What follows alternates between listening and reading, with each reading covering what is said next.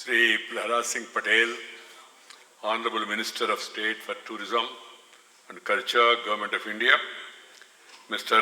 Zurab Polerio Kasvili, Secretary General, United World Tourism Organization of the United Nations, Sri Yogendra Tripathi, Secretary, Ministry of Tourism, Srimati Meenakshi Sharma, Director General, Ministry of Tourism, Sri R.K. Chaturvedi, Additional Secretary and Financial Advisor, Minister of Tourism, Sri Suman Billa, Joint Secretary, Minister of Tourism, Her Excellency, Mrs. Sofia Montiel de Afara, Minister of Tourism from Paraguay, our friendly country, ministers from different states, excellencies, diplomats from different countries who are all participating in this conference today, international delegates from across the globe, representatives of the different sections of the tourism industry,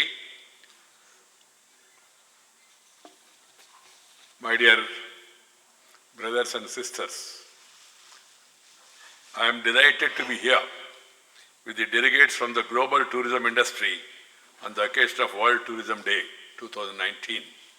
I am happy that United Nations World Tourism Organization has selected India as the host country for celebration of World Tourism Day. World Tourism Day is celebrated every year with the objective of generating widespread awareness about the social, cultural, and economic values of tourism, and at the same time to encourage global communities to travel, experience, and learn to respect the diverse cultures of the world. This ultimately paves the way for economic development through travel and tourism. I am happy to know that the theme for the World Tourism Day is Tourism and Jobs, a better future for all. Tourism is a major engine of economic growth and an important source of employment and foreign exchange earnings in many countries, including India. In this context, this theme is more appropriate as it acknowledges the capacity of tourism to create large-scale employment opportunities and important role it plays in achieving growth with equity and substantiality. My dear sisters and brothers, tourism in India has tremendous potential, considering the country's rich cultural and historical heritage, varied ecology, terrains, and a place of natural beauty spread across the country. The Indian culture, Indian cuisine, and Indian cinema, they are all very, very attractive. Once you enjoy them, you feel like again coming and then having that enjoyment again. From the frigid deserts of Leh to the sun-drenched sand dunes of Rajasthan, to the lush forests of Madhya Pradesh, to the expansive backwaters of Kerala, to the pristine waters of Andaman and Nicobar Islands, the natural beauty of the Indian subcontinent is unparalleled. Today, India is among the most popular tourist destinations in the world, not only for the sake of tourism, but I can tell you, as the Vice President of India, we have been going around the globe, and earlier as Minister of Urban Development, the entire world is looking towards India now.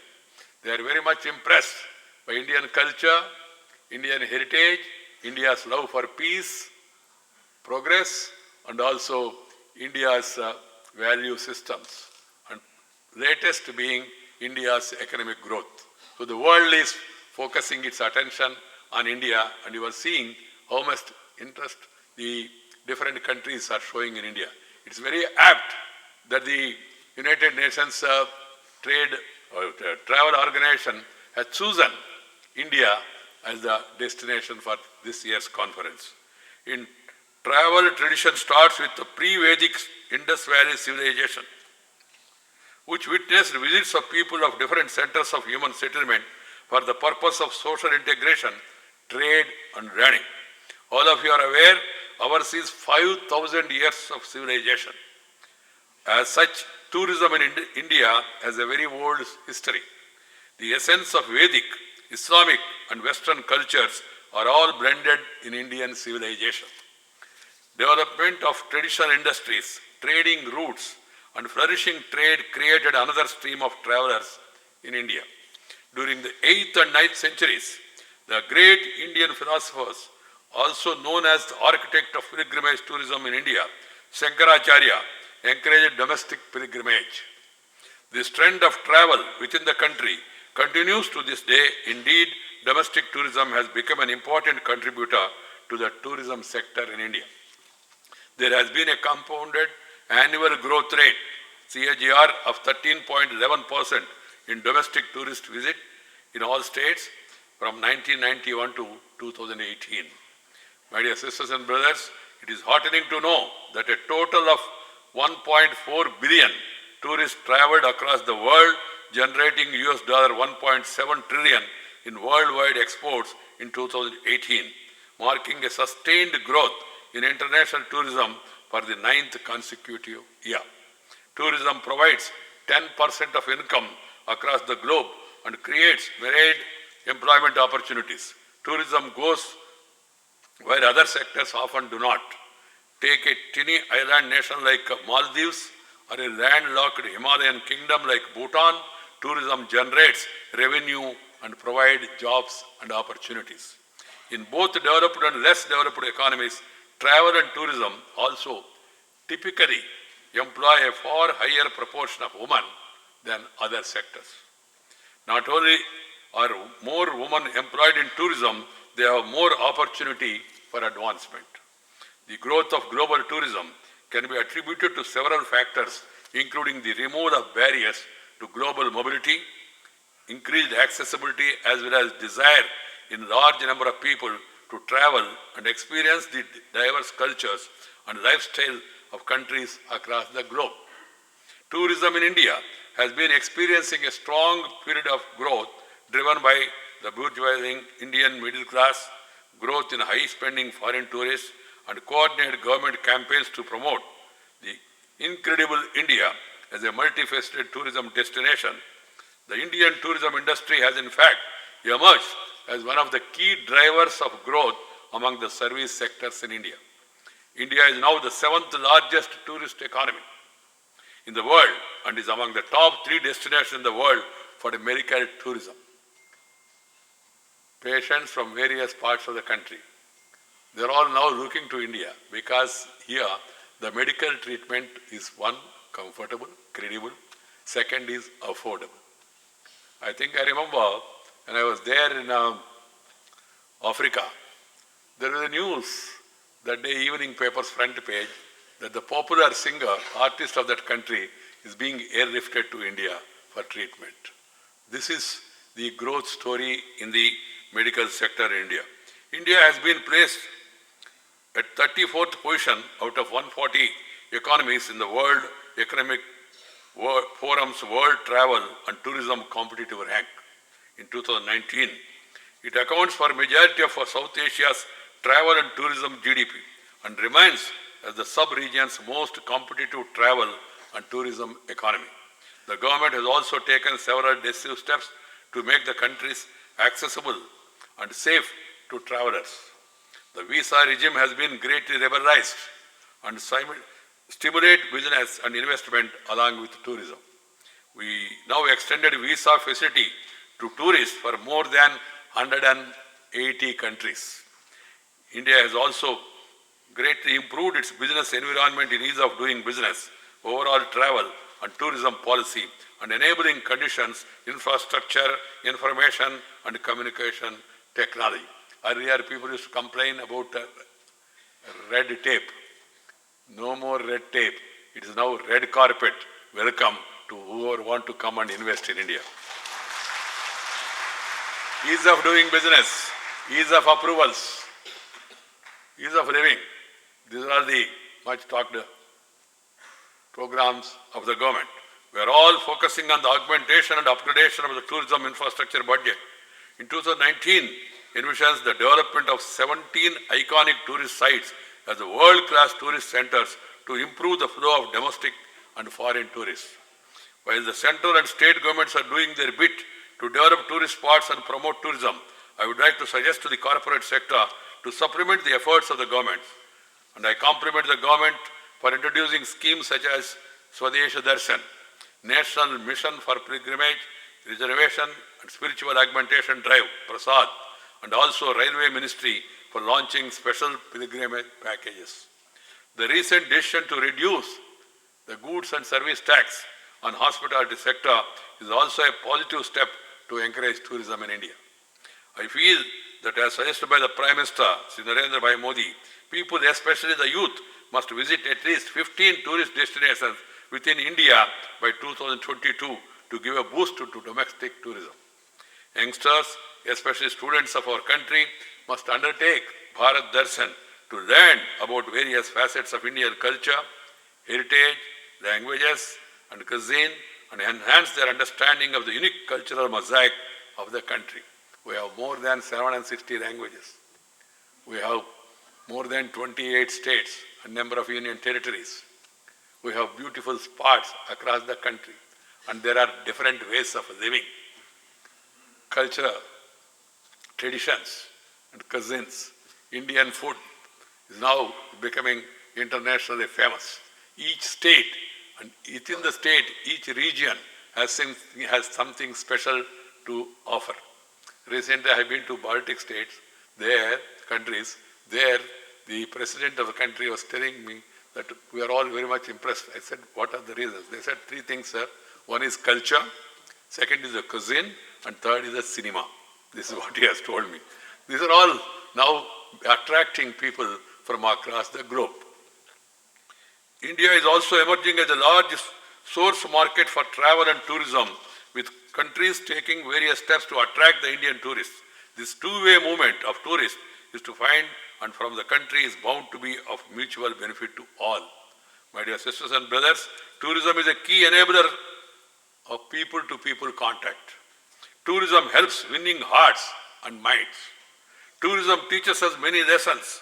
It helps us imbibe the qualities of patience and tolerance. Please note, tourism really makes us to imbibe the qualities of patience and tolerance. When we see new places, our knowledge of the world and understanding will be enhanced. I am glad to know that as a United Nations agency, the World Tourism Organization is spreading the promotion of responsible, sustainable, and universally accessible tourism globally. The role of UNWTO in promoting tourism as a driver of economic growth, inclusive development, and environmental sustainability, and offering leadership and support to the tourism sector in advancing knowledge and tourism policies worldwide is commendable. We should look at tourism as a way of transforming not the just economy, but the lives of the people within and outside sector. You will be gaining more knowledge.